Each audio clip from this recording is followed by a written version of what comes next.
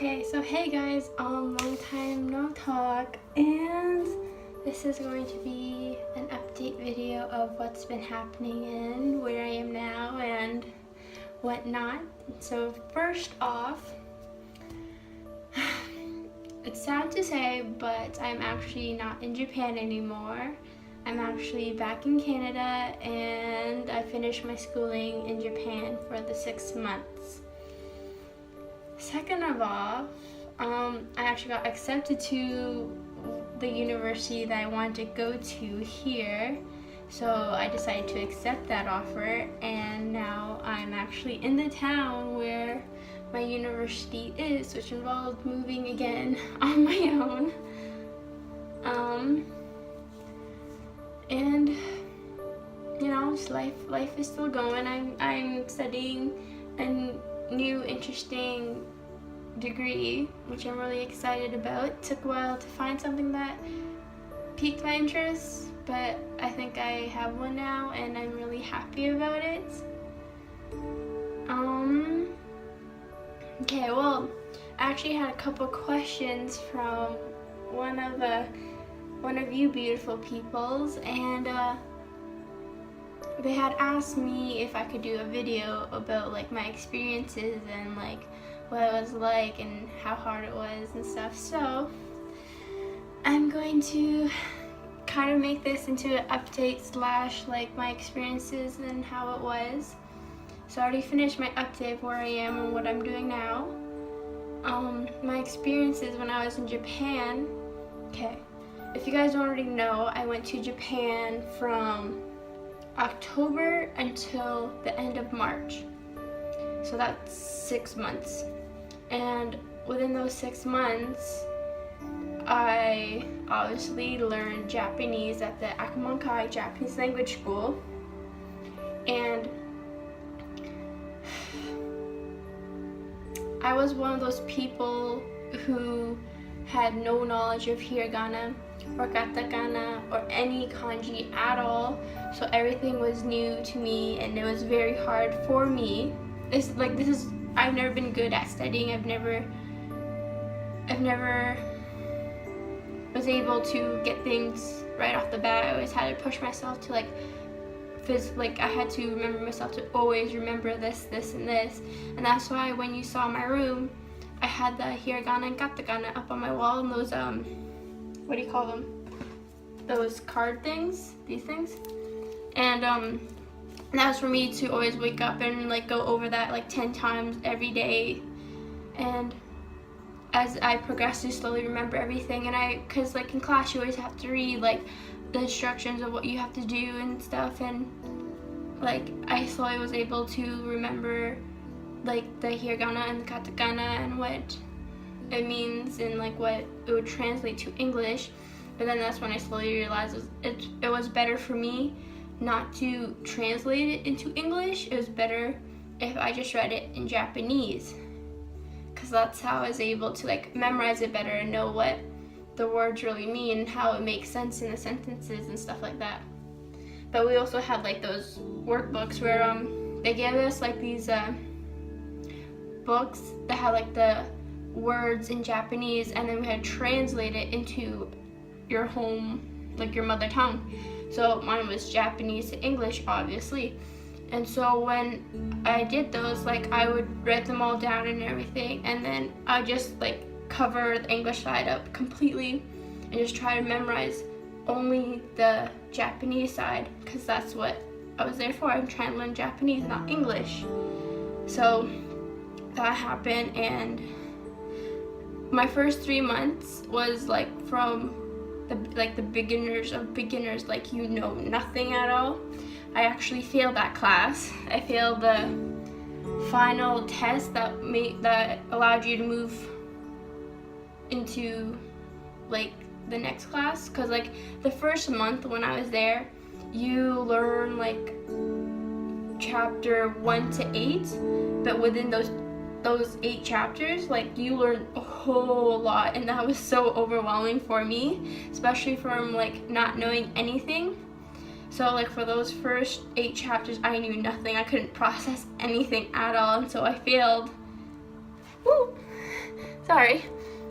So I failed the month test, and so I had to redo from chapters 8 until I think it was 21.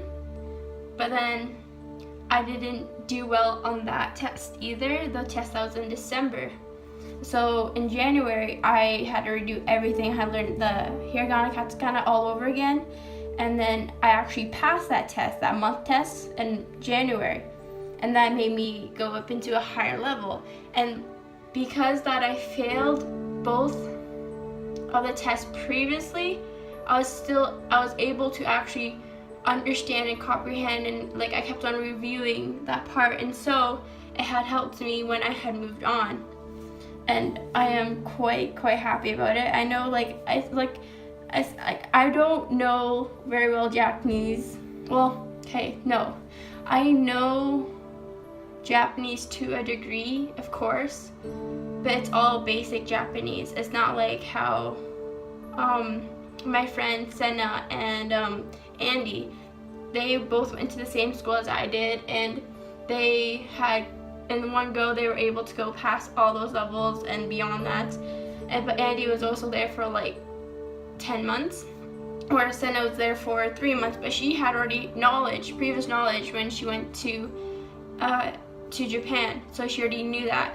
So I was like from zero, starting up from like literally nothing and knowing absolutely nothing, and to be able to go as far as I did with no knowledge of anything, like I'm pretty proud of myself for that, because as I said before, it takes me a while to fully understand something, because I have to always constantly repeat it and repeat it and repeat it, and like I just have to keep reading, and I have to keep writing it, and I have to keep just saying it out loud and everything. But once I got the hang of it, I realized that the pronunciation of the words are very similar to how Indonesian people say their words. And if you don't already know, I am actually half Indonesian, so I do have an Indonesian language background, and I didn't realize that it was actually very similar to the word speaking until I got more into it and try to understand like everything. So yeah, but like all in all, like the experience that I had was awesome. The teachers that were there, they were very nice. They helped me, and it was quite nice. I did have a couple of teachers where they would talk too fast to me, and so like I wouldn't be able to grasp things. But then after like processing it and like talking with my other classmates and like their level of Japanese as well, because like I had a lot of Chinese and Koreans in my class, and there was a couple like Americans in my class as well, but we all had different levels of Japanese, and all my Chinese friends, they knew better kanji, because Chinese kanji is actually very similar to Japanese kanji. And so like they had more knowledge for Japanese as well, some of my Korean friends. So like it was neat to practice my Japanese with them, because they would help me in like better understanding how to pronounce the words or what they mean. And it was an awesome experience, and I really loved it. It was one of the best things that I've ever done. I'm actually really proud that I did something like this and just went out of my box and just like, I'm gonna go to Japan. And I went to Japan, I learned the language, I met so many new friends, and it was an awesome experience. And what else? I do have the textbooks as well, and like now that I'm back here in Canada, it really sucks because I can't constantly practice my Japanese, and all I can really do is read out of my textbooks and like talk to myself. So I'll be like, nani, or like, doshite, and like I just like say all these little words just for myself, just memorize, like just to get some of my Japanese here. And this sucky thing is like I don't really have any Japanese friends here, and I don't have anybody who really knows Japanese that's around me that I can like try to talk with, and it's really hard to try to Skype with your friends that are on the other side of the world because of the huge time difference, and it sucks because now I know this language and I can't practice it in my day-to-day life, and so the only way I can do that is just by reading. I actually have a couple newspapers and articles and a couple, like as I said, textbooks, and I have a lot of manga as well as like just ordinary books that are in Japanese, so that's what I've been doing. I read and I just speak out loud, like I speak what I read out loud, and it's really easy for me to try to, you know, still have my Japanese, and but it's different though, because like when you talk to someone in Japanese and when you read it, there's two different ways, because like it's how I've perceived it as is that there's 3 different styles of Japanese. There's street Japanese, there's formal Japanese, and then there's textbook Japanese, all in which are completely different from each other but very similar at the same time. It's just using different pronunciations of words and like shortening sentences and sorry. And yeah, so to myself I always just like say these like, oh, konnichiwa or tadaima, or like all these little words that I always practice. I always say with my roommates, and like whenever they left or whenever I said I was home, or like, oh, like, or like good morning. I just say all these little things to myself to always keep me like active in my Japanese. And yeah, I'm thinking of actually making up a couple videos, just like little here and there videos where I just speak in Japanese, because then I don't know, it'll just make me feel better, because I'm just like, I'll be talking to someone but to myself at the same time. And it'd be nice if there are Japanese people out there that could help me, and if you would like to contact me or something, it'd be nice to be able to talk to you guys. And like, I don't know, as I said before, it is really difficult to Skype people, and but I still practice it. I still know what I'm saying. I still know my I, U, E, O, and my hiragana, katakana, and my kanji as well. I've always been practicing my kanji now, because that's one thing that I know that I will really forget really fast, because it was so complicated. But it was really nice though, because like I have a lot of friends that are still in Japan, and I can still talk to them and stuff, but again, it's over just like messaging, and like I can't really talk to them because of the time difference again. But it's still nice. It's nice to have, it's nice to acknowledge that you have friends that are all over the world, because then you could always like go over to them and you both like speak 2 different languages, and so I can just speak one language, which is Japanese, because I know they know Japanese, and they know I know some Japanese, and so we can communicate in some sorts. So which is really, really nice about it. And like I never regretted going to Japan. It was one of the best things I've ever done, and I'm happy I had an opportunity to do so. And like, if you have an opportunity to go do something that you never, like, you always were hesitant about, like, try to find a way to do it and just like go for it, because then it'll be one of the best memories you ever make, or one of the best experiences that you'll ever have, and it's awesome. So yeah. I think, yeah, that's more of my experiences. That's for me anyways, and like how I was able to do it. And I don't know, I encourage you guys to go. Like, if you want to go learn Japanese, go learn Japanese. There are schools, there's so many schools in Japan that's just a Japanese language school for foreigners, and it's just trying to find them. That's a little tricky, well, at least for me, it was a little tricky for me to find Japanese language schools, because I've always looked on YouTube, I've always looked on Google, and like I found like these websites and stuff, and I was always iffy about it because there wasn't many reviews about them. But then that's when I saw Andy from defineitly, and she actually went through what was it? Gogo Nihon, and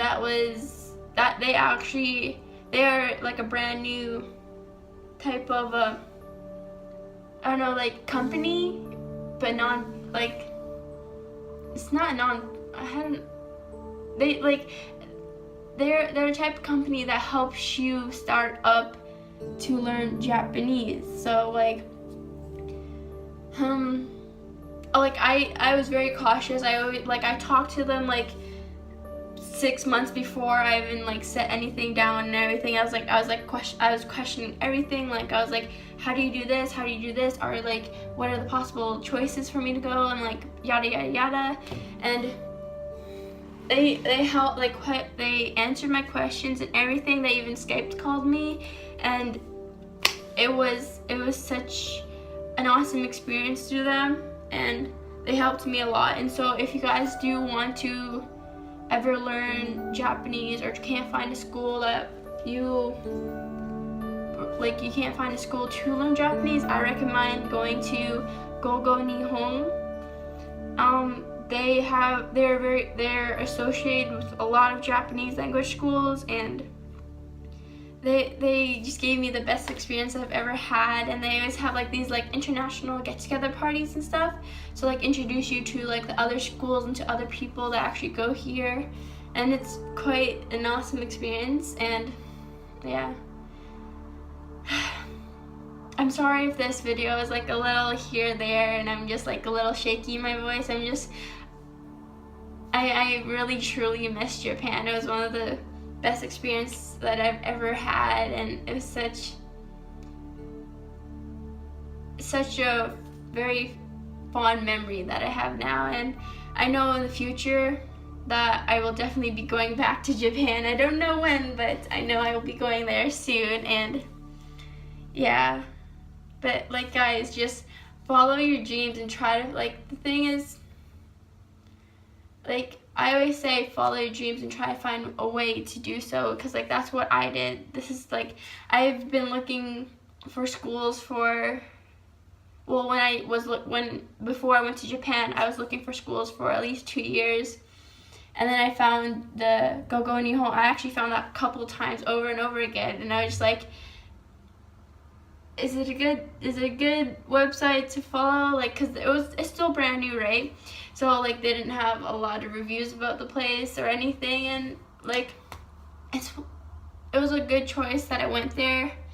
They helped me set up my, like, sending my tuition, helping me with all like my dorm fees and whatnots and everything, and it was a good experience. And the people at Gogo Nihon are actually really, really nice, at least the ones that I've met anyways. And yeah, it's just, I know I keep saying it was an awesome experience, and it was like the best thing I've ever done. Like, it truly is, and I know I say that a lot, but it really was. It was an incredible experience to make friends all over the world, and just like being able to communicate with them with that one language that you learn together, and it was really awesome.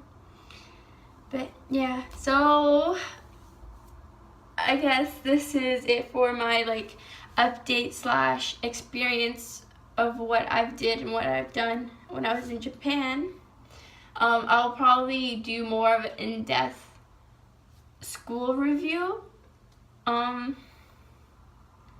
as in like more about like how much my tuition was, how much the dorm was, how was I able to use a phone, my work experience. Like I'll do those 4 topics in my next video, and that'll be probably next Tuesday. So I hope you guys stick along with me, like stay around until next Tuesday for my next video. And yeah, also, if you haven't noticed, I also have my Twitter. I had posted I might be doing a vlog week or 2 or something. I'm actually going to be going up north for a little bit, so I thought it'd be nice if I could like do a vlog week or something. Who knows? But I'm not sure if I will even have internet, so I'm not sure if that'll work out. But I know like after the 2 weeks, that'll be, yeah, after the 2 weeks, on that Tuesday that comes after those two, there'll be like it'll be a nice like video of just like what I was doing, and just like a little, you know, trip video, and it'd be nicely edited and have really cool music and really cool sceneries and stuff. But yeah, I hope you guys have a good day, and I'll talk to you later. Bye.